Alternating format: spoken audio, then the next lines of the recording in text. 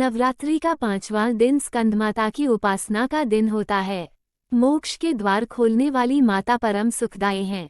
माँ अपने भक्तों की समस्त इच्छाओं की पूर्ति करती हैं।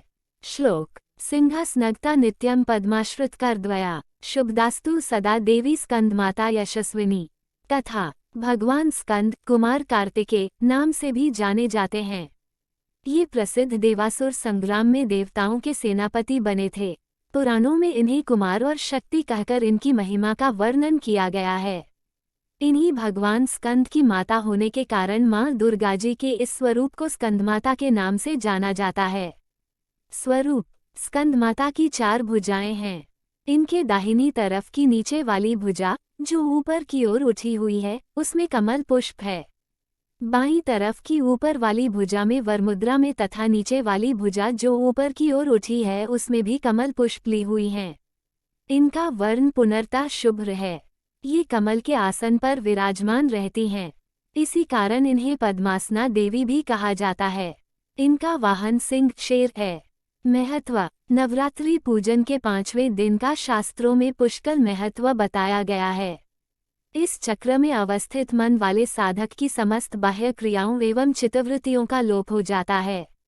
वह विशुद्ध चैतन्य स्वरूप की ओर अग्रसर हो रहा होता है।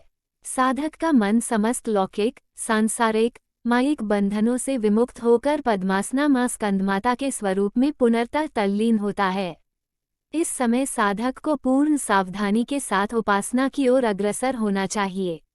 उसे अपनी समस्त ध्यान वृत्तियों को एकाग्र रखते हुए साधना के पथ पर आगे बढ़ना चाहिए। माँ स्कंदमाता की उपासना से भक्त की समस्त इच्छाएं पूर्ण हो जाती हैं।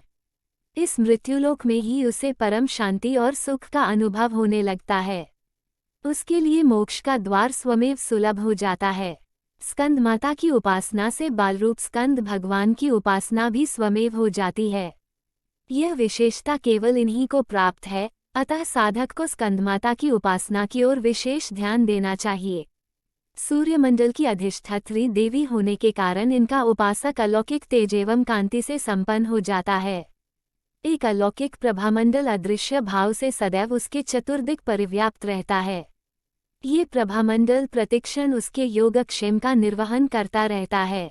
हमें एकाग्र भाव से मन को पवित्र रखकर माँ की शरण में आने का प्रयत्न करना चाहिए। इस घोर भवसागर के दुखों से मुक्ति पाकर मोक्ष का मार्ग सुलभ बनाने का इससे उत्तम उपाय दूसरा नहीं है। उपासना प्रत्येक सर्वसाधारण के लिए आराधना योग्य ये श्लोक सरल और स्पष्ट है।